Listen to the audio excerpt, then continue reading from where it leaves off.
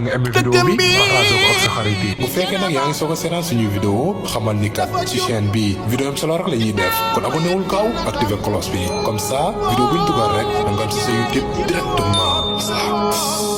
xam-xam la jub ci lu sax ba tey jugu fi jàmbaar la kii nu jaba wasiqana Ahmad Ngoone Ndaak liggéey na fii ci lu wóor xam-xam la jub ci lu sax ba tey jugu fi jàmbaar la kii nu jaba yéen waa Janaba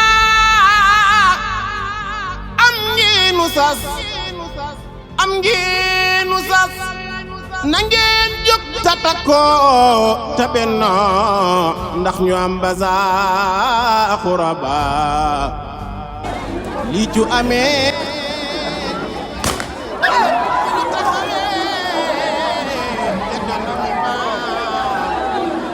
ñun ñépp ñu naan alhamdulillahi rabbil alamin